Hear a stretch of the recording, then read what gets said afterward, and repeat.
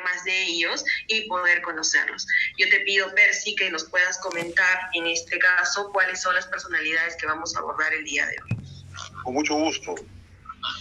Vamos a conversar sobre Tomás Zapito Condemaita, Manuel Villar Oliveira, Juan Fanning, Atusparia, Manuel Villavicencio, Melitón Carvajal, Pedro Garezón y Florinda Mato, que es un abanico aparentemente disperso, pero que tiene una unidad fundamental en el modo que estos individuos sirvieron al país con un compromiso que debe ser ejemplo para todas las generaciones de peruanos que hay y que vengan de ahora en adelante, ¿no?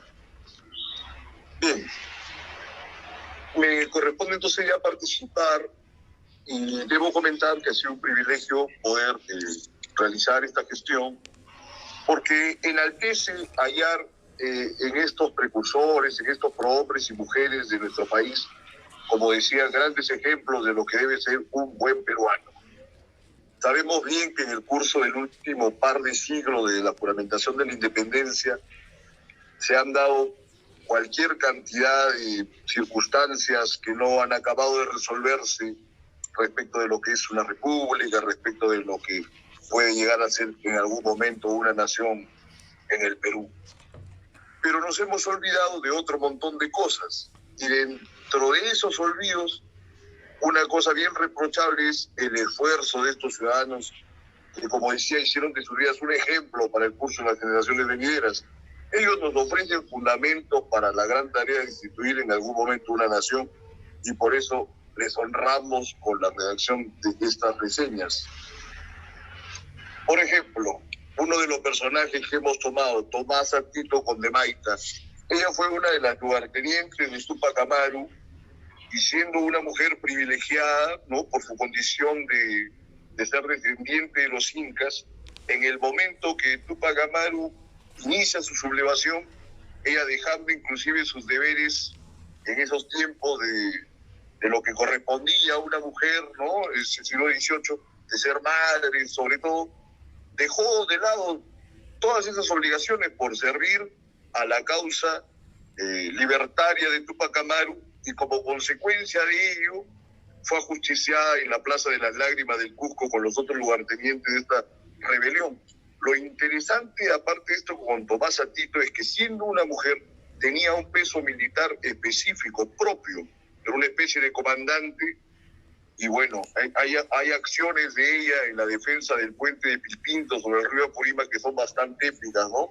Dignas de protagonizar alguna serie o alguna película de lo impactante que era todo ese tema.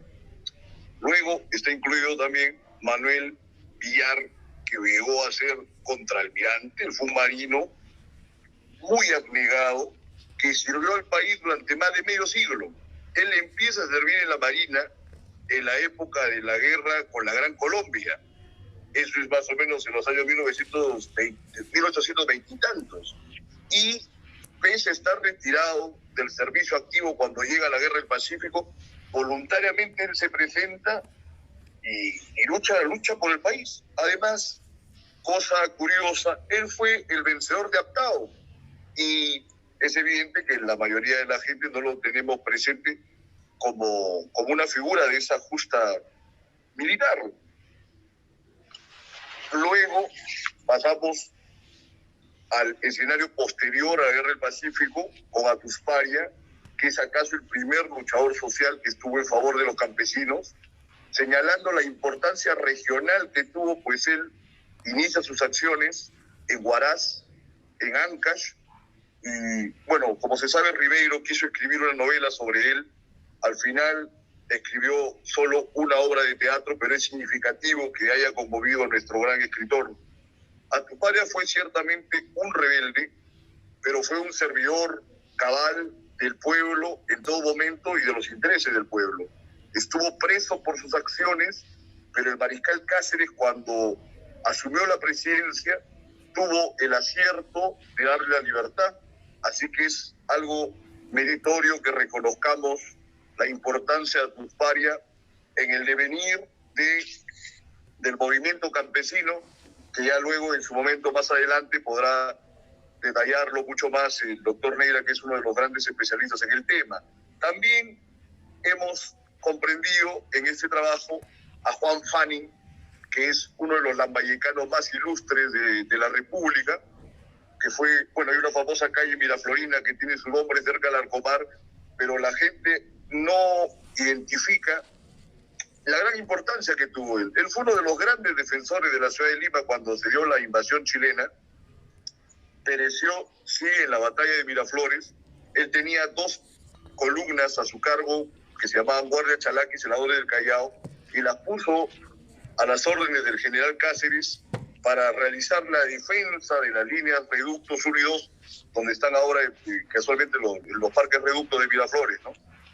Su vida fue así plenamente dedicada al servicio al país, a tal extremo que además de su justa militar, él fue un bombero. Y su viuda fue la gran Teresa González de Fanning, gran educadora y una de las primeras mujeres hiperilustradas del país. Además, hemos incluido también a Manuel Villavicencio Freire, que fue uno de los firmantes del manifiesto del 23 de julio de 1822 de la Marina, que se opusieron al golpe de los hermanos Gutiérrez, un acto enorme que enaltece a la institución. Él hizo un curso muy interesante en la administración pública, porque además de su carrera militar llegó a ser prefecto de Ica, Cusco y Arequipa, allí la representación regional. Luego fue ministro de guerra, senador 2 veces, la primera vez por Ancash, luego por el Callao. Es decir, que tenía grandes competencias sobre lo que era el territorio del país y la representación misma que corresponde a cada segmento que estoy mencionando. Él está sepultado en la cripta de los héroes y se le recuerda sobre todo porque luego del combate de Angamos pudo quebrar el bloqueo chileno en Arica y bueno, pudo llevar algunas municiones a los defensores del Morro en aquel momento. Finalmente hemos comprendido a 2 de los héroes del Huáscar, que fueron Melitón Carvajal y Pedro Garezón. Creo que su solo servicio al lado del almirante Grau sería un motivo para elogiarlo plenamente, pero aquí sucede algo bien interesante. Pedro Garezón fue el último comandante del Huáscar luego del deceso de Grau, de Elías Aguirre, de Diego Ferré, y la imposibilidad de Melitón Carvajal para poder asumir estas condiciones porque estaba muy mal herido. Él ordenó el hundimiento del Huáscar, que fue un gran gesto de honor que lamentablemente no se pudo consumar. Luego de ello, no bastando con esta muestra de heroísmo, participó en la batalla de Miraflores, un héroe total. Ahora, con Melitón Carvajal, que como sabemos es uno de los colegios más renombrados o tradicionales de Lima, en el sector público, lleva su nombre, él hizo todo el cursus honorum que elogiaban los antiguos romanos. Fue un gran militar, un gran marino, héroe de Angamos, luego fue comandante general de la Armada, ministro de guerra, fue diputado, vicepresidente de la República en el segundo mandato de Pardo Barreda, fue presidente del Consejo de Ministros en el primer gobierno de Benavides. Es decir, fue un patriota cabal y creo que todos estos datos no los tiene a la mano la mayoría de la gente y es por eso la utilidad de este tipo de reseñas que estamos presentando. Finalmente, nos encargamos de la cusqueña Corinda Pato de Turner, que en su momento fue muy perseguida por los sectores más conservadores de la sociedad peruana luego de la publicación de la tremenda novela Ave sin Nido. Ella fue una escritora que tuvo un realce internacional muy grande, fundó revistas, fue polemista, amiga de Rubén Darío, de Lugones, de Amado Nervo, a quienes publicaba en una revista que funda en Buenos Aires, el Púcaro Americano. Ella lamentablemente muere en este exilio por la incomprensión de varios sectores muy conservadores de la sociedad peruana, pero es por eso meritorio enaltecerla junto a todos estos héroes y prohombres del país. Eso es lo que comprende el manual que estamos comentando y ahora le cedo la palabra